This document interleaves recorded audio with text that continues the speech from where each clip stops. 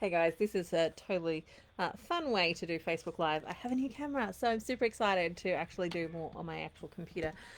So if you are on live with me, say hi, let me know you're here. For those of you who know me, my name is Christina Mathewson. I am a naturopath, herbalist, GAPS practitioner, life coach, mentor to healers, all of the things, and pretty much an all-round girl, mostly. So I thought today, I asked this question on my Facebook page and on my Instagram, which was, what is one of the things that you find challenging when it comes to health? And I saw some really great questions and as well as comments on there. So I thought I would actually go through some of these and actually reply to them and give some feedback and, just actually talk about the things that you put down. First of all, Carl, it's not a decision between steaming or air frying the dim sims. Okay, just stop eating the dim sims. That helps. Then there's no question around which way you cook those dim sims. Okay, so Stacey put for her, she said finding real food to eat, and I can absolutely agree with this one. This is really challenging. I think it's one of the things that I personally find really frustrating when it comes to real food, because I will have people that come to work with me, and really what they're trying to do, and I this was me as well when I first really started to get into health and starting to look at what was actually happening with our food systems and so on. um, I really just wanted to do the best that I could do for my family. I really just wanted to provide them with the best food that I could provide them. I really wanted to, I just wanted things to be real food. And the more you dive into the food system that we currently have and how it currently functions, from the mainstream perspective, you start to actually see that, the milk in the supermarket is going to be inflammatory to you because it has been heat treated, and then it has been homogenized, and therefore, all of the goodness is really taken out of it, and our body doesn't recognize it as a food anymore because molecularly it has changed. So it's no longer, doesn't look to our body from a biochemistry point of view as milk anymore. It looks like something different and something foreign, which is why a lot of people start to develop food allergies. They might get nasal dripping, they may get mucus forming sort of scenarios that take place when they consume this dairy. And it was actually, I just finished my GAPS call for the day teaching about, understanding the GAPS program, and I was sharing with them about the difference between acidity. Like, we have this idea that, some of these foods, like dairy, for example, creates acidity within our systems. Well, it's not actually completely true, in the sense that if you are consuming, say, raw milk, or you're consuming fermented milk that has got live enzymes in it, that's actually packed full of probiotics and so on, that's not going to create acidity, because probiotics eat acidity.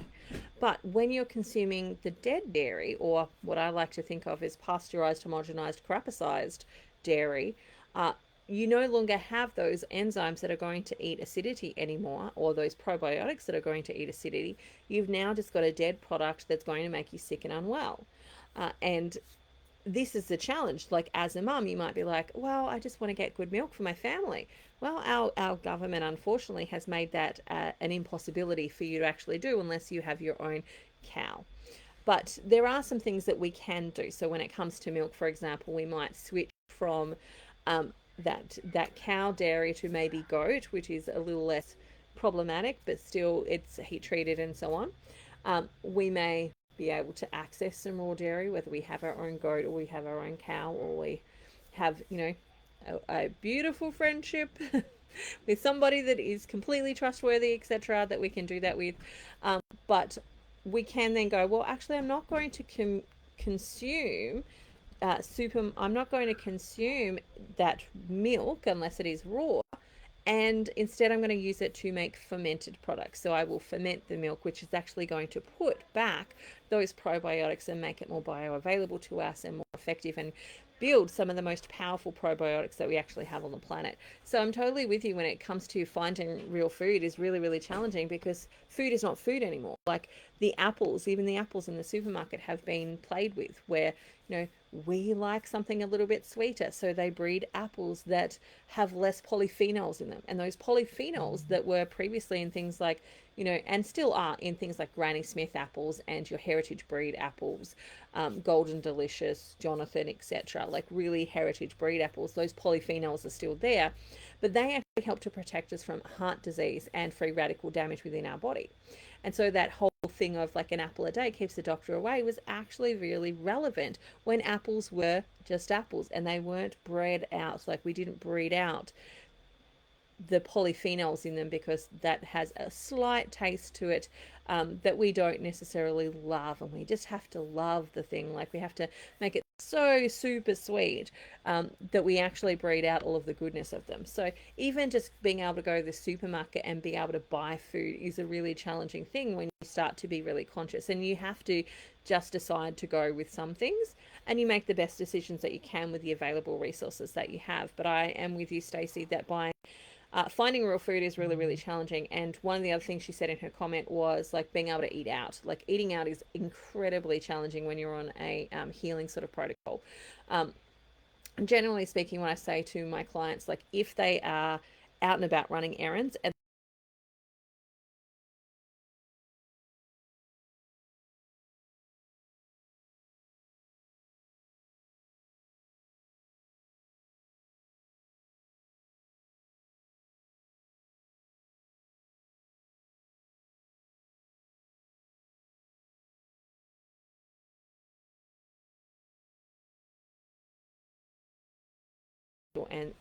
keep everybody happy. Like I know for me, with my children, we'll go into the supermarket. We might even just buy like a bag of organic carrots and a good quality dip, and that's what we might consume to get us through until we're actually at home, etc.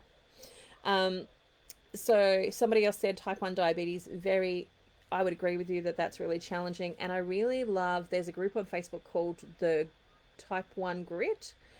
I think that that's what they're called, and it's about trying to keep your blood sugar as stable as possible, utilizing food so that you're minimizing your insulin intake. You know, so if you've got type 1 diabetes, I'd highly recommend reaching out to the type 1 grit people because they have done a really great job and built a really fantastic community of helping support each other and recognizing that food plays an absolute impact in that. And the better quality food you can have, the better your body's going to function, and the less insulin your body actually needs, the better in regards, because it's not like I haven't donated insulin, for example, that so you can have human insulin. The insulin comes from generally animals like pigs, and it's not 100%. So there is, we do what we have to do, but we want to do the best that we can with what we actually have. So when we can minimize that, we can also minimize some of the side effects. Ah, this is a really interesting one. Les has put political interfering with clinical trials and forced participation through coercion.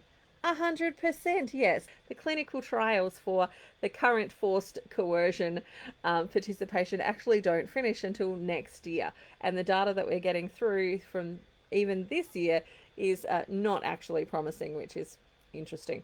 Oh, Yvonne has put shift work. Okay, so shift work is a really challenging one because when we do shift work, and this is where I think I would love to see some different, like some changes in regards to in regards to shift work, because what we see is if somebody has the same shift, that they actually do metabolically better than if they've got a shift where they do say 3-day shifts and then 3 night shifts, or they do a week of night shifts and then they have to do a week of day shifts, or it changes around.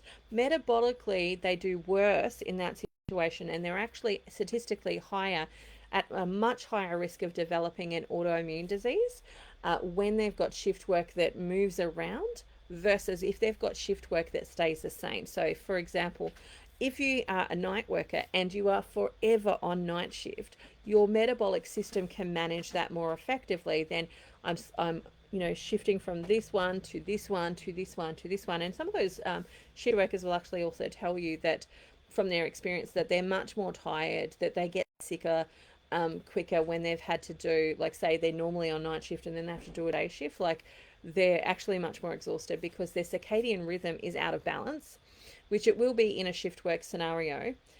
But somebody shut my door and left my dog in here. Faith! Faith! Faith!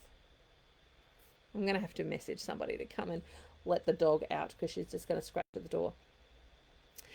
So yeah, metabolically, you're much better off as a shift worker being able to maintain the same shifts over and over and over again, because your circadian rhythm can actually match that a little bit more effectively. But on a whole, if you are a shift worker, you will have to do things like increase things like vitamin C and CoQ10, etc., so that you're preventing less free radical damage. Just 1 second, please. Let the dog out of my room. Now we'll just see if anybody's actually looking at our family chat, and we'll actually come and open that door for her. Yeah, so looking at if you are a shift worker, again, I would love to see some changes around it. I don't think it makes logical sense for, like, I get why they might choose to do it for, you know, making sure that some people have got day stuff and so on.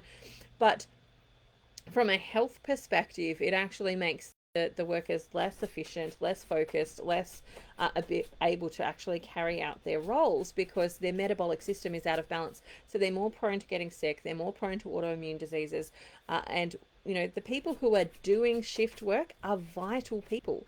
They are people like ambulance officers. They are people like firemen. They're people like doctors and nurses. Like, they're generally people who are keeping you healthy and well. Like, they're making sure that you are living and surviving and doing all those things. So we want these people to be on point. We want their systems to be well, and we should be looking after these people as the best we possibly can, because they are the people that are keeping us alive. And so I would love there to be some sort of, even if it's a, like, you can choose sort of system where you can choose to keep the same sort of shift. I would love to see more of that be available to our shift workers. But as our current system currently stands, we do the best we can with what we have. And of course, those people who are doing shift work need to be having a lot more oxidative stress support so that their oxidative stress is supported. We may even use things like sleep support, so that when they're on their, like, when they're trying to get back into their new routine of sleep, that we can help them get to that sleep profile really quickly so that they can get the restorative regenerative benefits from actually doing that.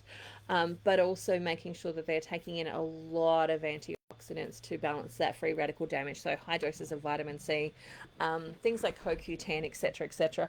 But please remember that I'm just giving generalized information here, that if you actually want specific information for your scenario and your situation, then you definitely need to kind of book in to get some private, you know, one-on-one specifics actually for you. But those are just some of the things. Like, I always think detox support, like baths and looking after your liver, and making sure that when you are, like, let's say you're on a day shift, when you have available sunlight, go out and get the sunlight.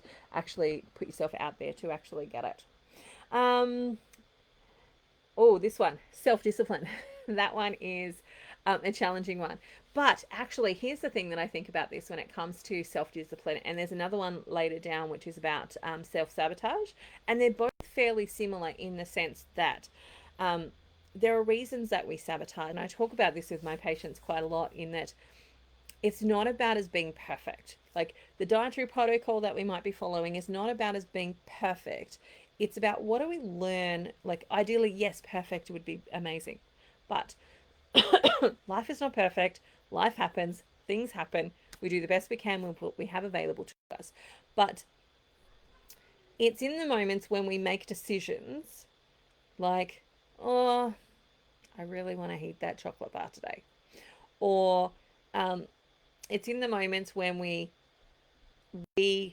let ourselves down in some ways, or that's how we feel we do, that we let ourselves down. It's in those moments that we actually have the opportunity for the greatest amount of growth.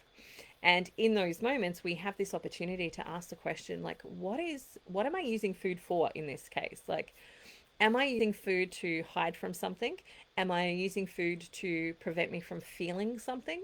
Am I using food to fulfill how I think about myself? So one of the really common things that I see taking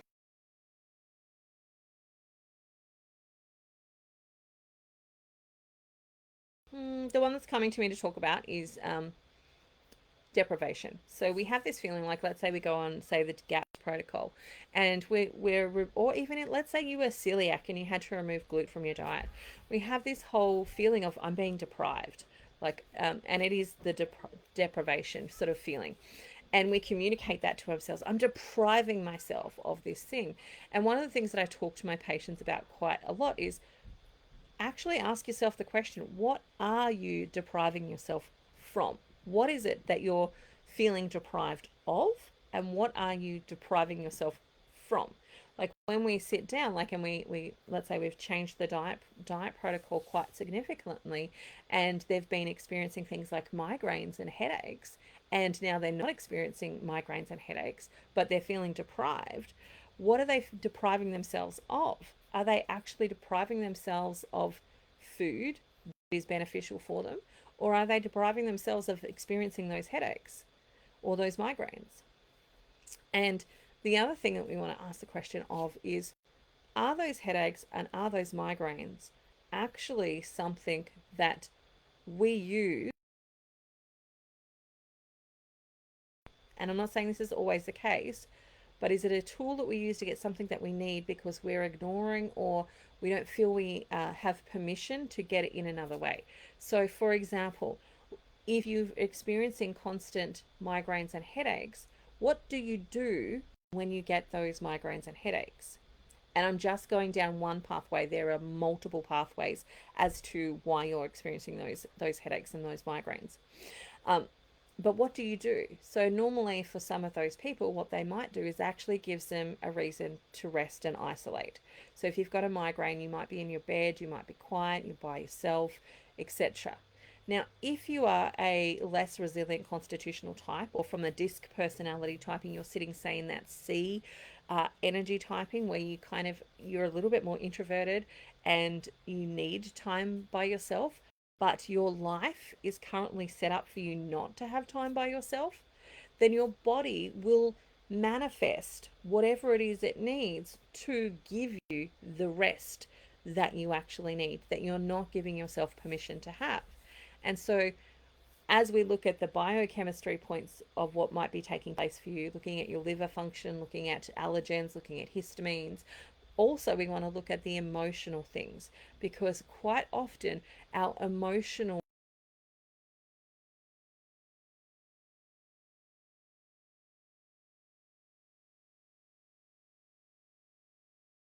sabotage, what we want to ask the questions, we want to ask more questions around that. We want to ask, am I really sabotaging? Am I protecting myself from something?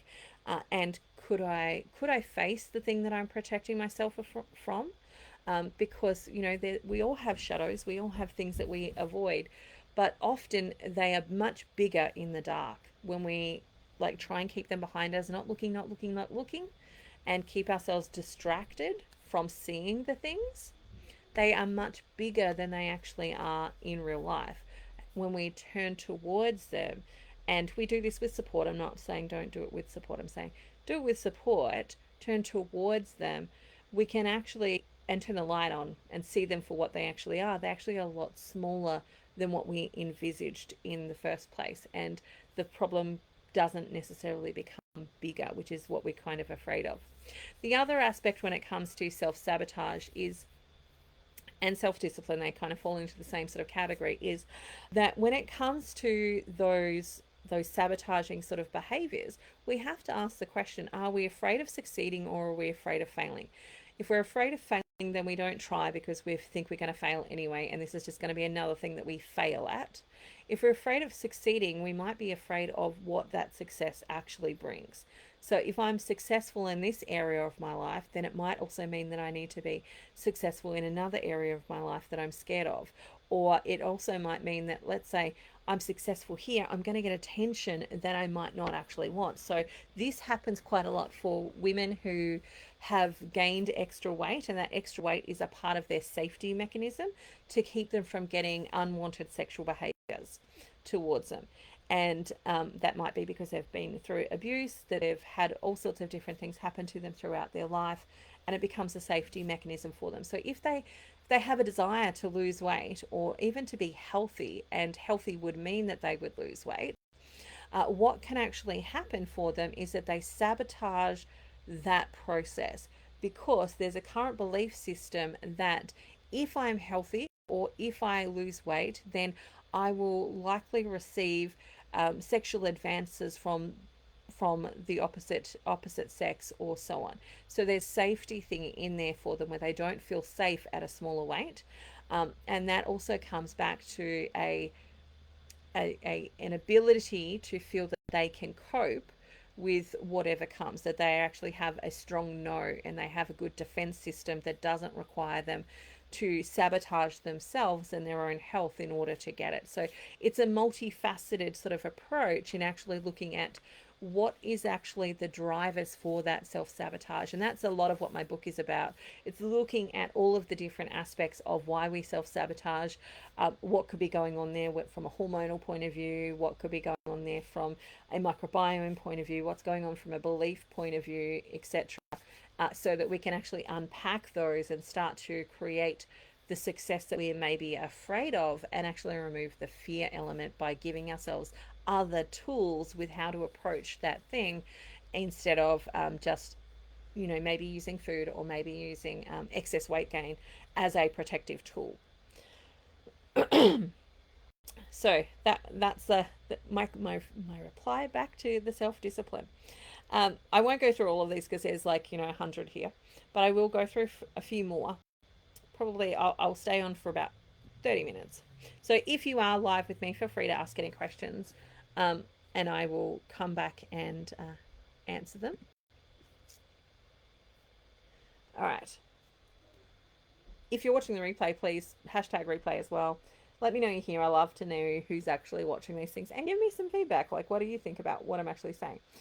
So Kismet said, finding a GP that will actually do something. And I hear that quite a lot.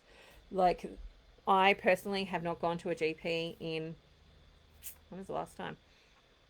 Marcella is going to be 9 this year, so 9 years ago was probably the last time I went to a GP. I'd had Marcella, I'd gone on life support, did all of that sort of stuff, got through the repair and regeneration phase, and I did most of that stuff myself because there was no aftercare really from the hospital or even from the GP. Anyway, so I went to my GP's appointment, and it said there, like, I could see from where I was sitting that in big clear notes it said hysterectomy and like all of the stuff that I'd gone through in regards to her birth. And the first question she asks me is like, oh, are you on birth control? And I'm like, I get that you're really busy, but I can see from where I'm sitting, it's highlighted for you. It's in big letters. It's like, all the notes are there that I've just had a baby, and I had Precreta, and I had massive blood transfusion, and I had a hysterectomy. Like, it's right there. I can see it from where I'm sitting, in big bold letters. And I was like, yeah, I don't know that you actually have much to offer me. So at that point, I kind of stopped. I'm not recommending you stop, but I always think our practitioners need to be people that we can work with. They need to be people that, because if you're going to a doctor, like, they need to know intimate information about you, and you need to feel like you're heard. You need to feel like they're actually they care about your care, all of that type of stuff. So I actually think it's worthwhile interviewing your doctors. Same with naturopaths. Like, I offer here for a free 30-minute session with me, and that 30 minutes isn't me, I'm selling to you the thing. That 30 minutes is, you can ask me questions, whatever you want to ask in that 30 minutes, and I will give you as much active information as I can give you that you can take away and do something with in that 30 minutes. But the goal is for you to see what it's actually like to work with me, because we need to be a good fit for you to be able to get good results. We need to be able to communicate. Like, a lot of my GAPS clients, for example, we're talking at least every week. And we might even be talking a couple of times a week, because we're actually, working through some of the stuff that's going on for you. And you need to talk to me about your poo. You need to talk about how you're feeling. You need to talk about all sorts of different things. And you need to be able to feel safe to talk about those things with me. So I always think it's a good idea to interview your practitioners. And I would hope that more would give at least a 15-minute sort of thing where you could go, hey, how do you work? How do you operate? Etc. So that you can find you can find a way to balance what would work well for you. Okay, self control. I'm my own worst energy.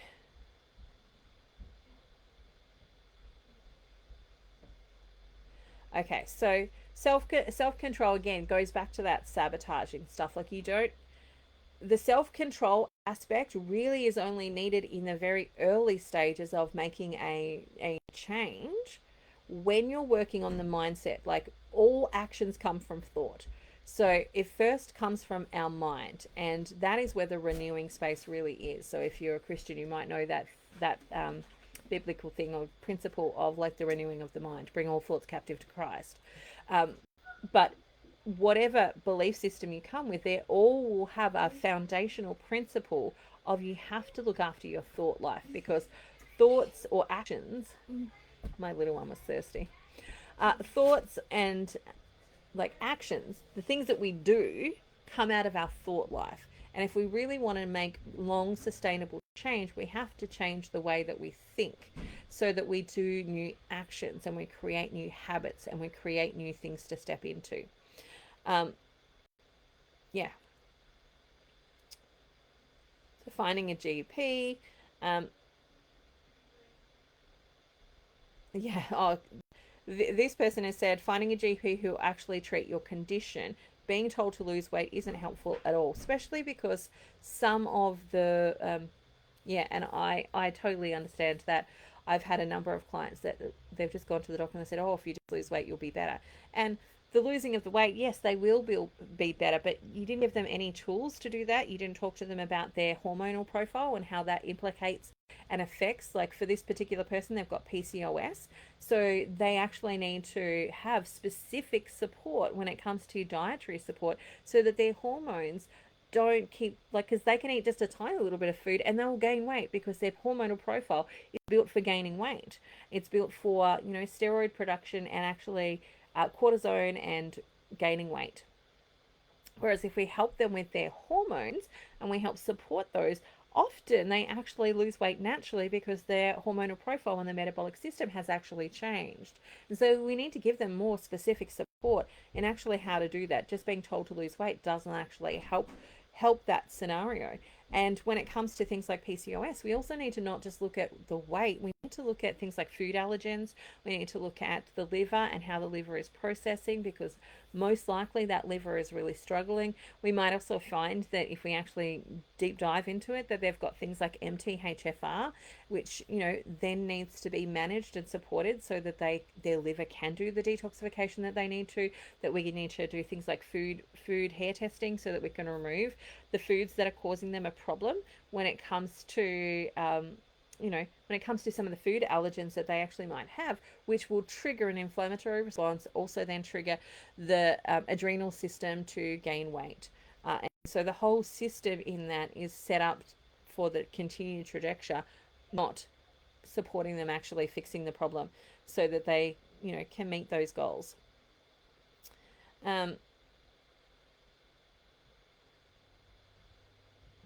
Yeah, I find it hard to afford to look after myself. So I get this one too. So for me, when my husband and I first started on our healing protocol or our healing journeys, what was happening was that we were both sort of on a Centrelink payment at that moment in time.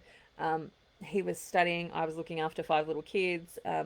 And so we actually did have a lot of money and we really struggled. But one of the things that I did was decide that I've got arms, legs, and a heartbeat. I'm going to grow some of our food. So even I started with lettuce, and I would just start by growing them in milk containers. Like I would use the recycling of the things that we already had, and I would put some dirt from our garden. I didn't even buy dirt because we literally couldn't afford it. Um, so the most expensive part was my seeds, which was about $3. And there's some really good seed places now. We can get them for even cheaper, like $1 to $2, and you just get what you actually need versus like a packet of heaps. And so I started with lettuce, and I would grow that on my windowsill and water it. And that, just adding that one thing, meant that we got more B vitamins into our diet. And then that was really fun. So I went, I wonder what else I could grow. So then I think I grew tomatoes next. And then I grew some cucumbers and zucchinis because I was told that they would be super easy to grow and so on. So I started with a few things, and then I caught the bug of growing a few more. And that was one of the ways that I was able to start to bring organic food into my household when I couldn't afford to buy it. The other thing was, and I did a post about this the other day, that I called myself the 24 Summit Girl, or the 24-hour girl, because I would jump on all of the live stuff. Like, if you listen to enough people, or you've got, jumping on all of the free stuff that people actually provide, you can start to develop some of that knowledge yourself. And it takes more time. It certainly does. It's not quick, it's not fast. It definitely takes more time. It takes more commitment. And you have to be more self-driven to actually to do that versus just going to a practitioner who will tell you, okay, these are the things that you need to do. These are the specifics to start with. Here's how to do them, etc. And having like that streamline a process. But don't let money be a block in regards to learning about health. You can buy books, you can borrow them from the library if you can't afford them. You can watch YouTube if you've got access to the internet and a phone or some type of device. Again, you can go to the library and watch YouTube if you really needed to as well. You can jump on groups like you can jump on Facebook sessions like this. You can go into like I have a Facebook group which is Naturally Holistic. I also have a GAPS Facebook group, all of which places you could ask questions and get some really good, feedback. They might not be specific to you and your scenario, and you have to do some filtering, but there is some great ways there that you can start to um, change the health of your family by implementing some things and starting to access even some of the free stuff. And you might find that after you access some of the free stuff that you book an appointment with someone and you can really leverage that appointment because you've got a really good understanding of anatomy and physiology, you understand the biochemistry sort of stuff, and you start to develop that knowledge where you can grow from. What else have we got here? Sticking to anything, again, go back to the self-sabotage stuff because it's really about your belief in yourself when it comes to sticking to the thing or doing the things that you actually need. It comes back to believing that you're actually worthwhile and that you have value, and that somebody who highly regards themselves doesn't put junk into their bodies. Like, the two don't actually match. They may occasionally like have an experience with some of that food, but it's not like their go-to everyday stuff. Somebody who highly regards themselves also like feeds their body well, and that can include fasting. Fasting is also another way of looking after your body too. Okay, Tanya has said menopause. Okay, so menopause is one of those situations where it's actually meant to be a reward. It's actually meant to be you've done your service in being fertile, and now this is your reward for growing the human race and doing all of those things. And so it's meant to be a reward. It's meant to be a pause of the menses, which is menopause. And so what happens for a lot of women though is that they don't experience it as a reward. They experience it as a bit of torture. And that's because during their reproductive life, nobody has really educated them on their reproductive system and what could be going on for them. So a woman who's got a really healthy hormonal profile really doesn't have too much trouble when they enter menopause. It's really just one day they've got their period and it slowly peters out, and then suddenly it hasn't been for a while, and there's no real big difference for them other than that they've got no period that's taking place. That's what it's actually meant to be like. So when it's not that, it tells me as a practitioner that their hormonal profile throughout their health of their reproductive life has not been good. So it might be that they've gone to a doctor, they've had heavy periods, so the doctor put them on the pill, and then they got off the pill to have their babies, and then they went back on the pill, or they went on some other sort of hormonal reproductive sort of thing. But nobody actually picked up that their estrogen was out of place, that their hormonal profile was not working the way that it should, and therefore didn't teach them about rebalancing it, because we've been told and sold this sort of lie that that it's really normal to have heavy periods, that it's really normal to have a lot of cramping and a lot of pain and to be unwell for the first day or two of your period, or even more for some people. We've been told that these are just normal, and those aren't actually normal. Like, when you've got a normal period, mostly you might have a few little things here and there, but with a normal period, you really don't know that it's coming until it's come. Like you might go, oh yes, I'm a little bit more bloated. I'm due for my period. That's likely to be it. But you don't have excessive breast pain. You don't have excessive cramping and mood swings and all of that type of stuff. If you're having those things really take place more than just like really mild discomfort, then the hormonal profile is out of balance. And some of that comes back to the liver, some of that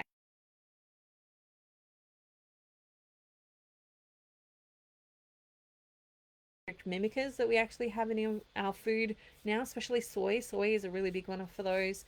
BPAs is another really big one.